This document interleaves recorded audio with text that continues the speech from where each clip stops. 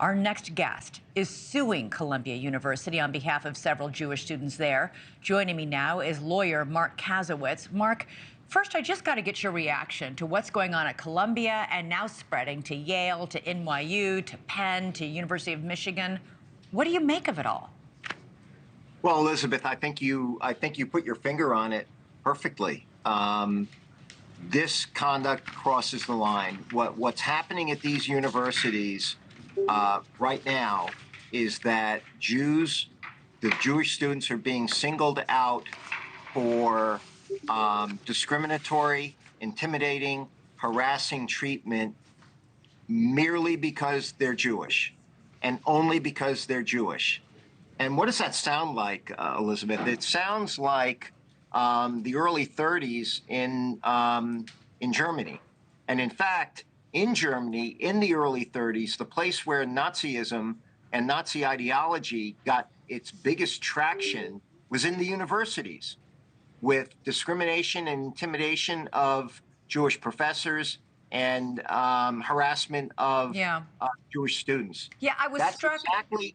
Yeah, I'm sorry. Go ahead. I was just going to say, because to your point, I was struck by an image from Saturday night, a protester holding up a homemade sign in front of a group of Jewish students who were behind her. And that sign read, "Al-Aqsa Brigade, here are your next targets," with arrows pointing to the Jewish students behind her. Just for our audiences, in case they don't know, Al-Aqsa is a terrorist organization of armed Palestinians in the West Bank.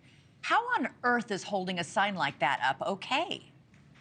Well, it's absolutely not okay. And, the apologists for these students and these demonstrations who try to claim that this is a matter of free speech, that's a complete falsehood. It's an absolute falsehood for two reasons. First of all, there is no constitutional guarantee of free speech on the grounds and campus of a private university. The private university makes its own rules. And secondly, even if there were, this is not speech.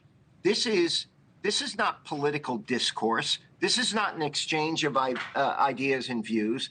This is harassment, intimidation, and purposeful hatred and discrimination directed against one group of people, Jewish students. And what's happened at these universities is that the universities, if you were the member of some other group, and you could complain that there were some kind of discrimination, harassment, some kind of bad conduct directed at you by someone else in the, on the campus grounds. If someone said you were overweight or fat, that person would be thrown out of the school immediately. If you're Jewish, nothing happens. And you would not have brought this suit had these protesters simply stuck with, "We stand with the people of Gaza, the many, many people, civilians who've been killed in this Israeli war." If they had stopped there, you'd be okay. Sure we would. Sure we would. If they wanted to express a preference for whose position they preferred on a geopolitical issue, that's one thing.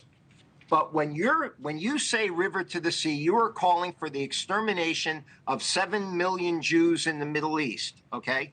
And when you say that Hamas is correct, and when you praise what they did, you're praising the murder of Jews because they're Jews. So, Marc, and that crosses the line. These are supposed to be some of our best and brightest at some of our best and most elite universities in the country. Are they ignorant? Do they not know what they're saying?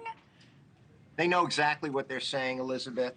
And this pains me to say it. I graduated from Yale many moons ago, and when I was there, we discussed things. We had interactions. We didn't express hatred for any particular group. We didn't harass anybody. I was never afraid.